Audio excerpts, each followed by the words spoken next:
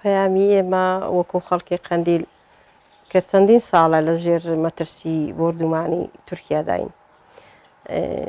ژیانمان نەژیانە، ژیانێکی زۆر ناخۆش و سەخت دەبینە سەر، بەڵام خەڵکی قەندیل دەستبەرداری زێدی باو باپیرانی نابێ و شوێنی خۆیان بەجێ ناهێڵن بۆ هیچ دوژمنێک و بۆ هیچ ناعەزێک. بەڵام لە بێدەنگی هێزە سیاسیەکان ئێمە ڕەخنەمان هەیە و ناڕەزاییمان زۆرە، بەڵام پێویستە بەدەم ئەم داواکاریی خەڵک بۆ بێن و کە ئەو بێدەنگیە بشکێنن، چیتر بێدەنگ نەوەستن و دەستەوەستان نەوەستن کە قەندیل شوێنێکی هە لە دێرینش زەمانەوە جێی شۆڕشەکان بووە و کە هەموو شۆڕشەکان لە قەندیلدا هەڵگی ساون و پەریان سندووە. بەڵێ بێگومان کە یەکگرتنی هەموو لایەنە سیاسیەکانی کورد کە دەست بخنە ناو دەستی یەک و یەکتر بگرن، هیچ دوژمنێک و داگیرکەرێک ناتوانی بەرامبەر بە کورد بوەستیتەوە و هەر ئەوان تێک دەشکێن کورد سەردەکەوی.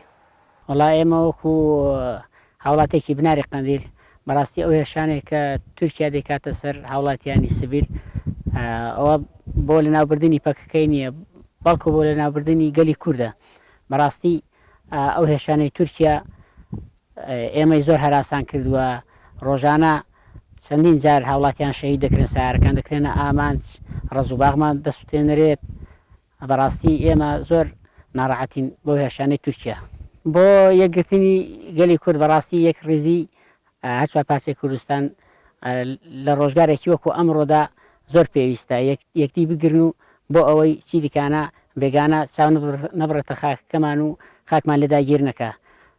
ئێستاش ئەگەر گەلی کورد یەکدیگیر بێ زۆر باشە بۆ داهاتوومان.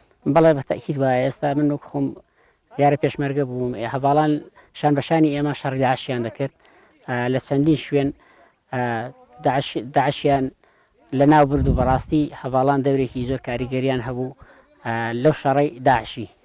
وڵا پەیامی من بەر لەوەی بۆ سوپای داگیرکەری تورکیا بۆ هێزەکانی باشوورە بەتایبەتی کەوانەی لە حکوومەتی هەرێمی کوردستاندان کە زۆر بێ هەڵوێستن و بەیاننامەی شەرمنانە دەردەکەن دژی ئەو داگیرکەریانە بە هەڵوێستێکی توند تا ئێستا نەیانتوانیوە وەڵامیان بدەنەوە. جگە لەوەش من پەیام بۆ گەنجان هەیە بۆ هەموو گەلی باشوور هەیە کە بەرامبەر ئەو هێرش و داگیرکەریانی تورکیا بێدەنگ نەبن، هەمویان یەک هەڵوێست بن، دەست لە ناو دەست ڕوبەڕووی ئەو هێرشانەی سوپای داگیرکەری تورکیا ببنەوە بۆ سەر خاکی باشوور و بناری قەندیل بەتایبەتی.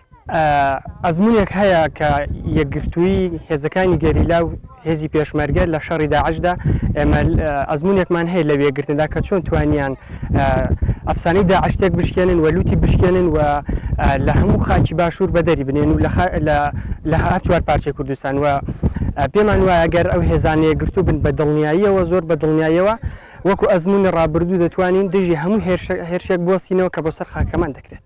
پێیان بۆ گەنجانەوەیە کە هۆشیار بن، پێش هەر شتێک دەبێت گەنج هۆشیار بێت، بەرامبەر ئەو هێرشانە بێدەنگ نەبێەوە بەردەوام دەنگی گەنج لە سەروی هەموو دەنجێکەوە بێت دژی ئەو داگیرکەریانە.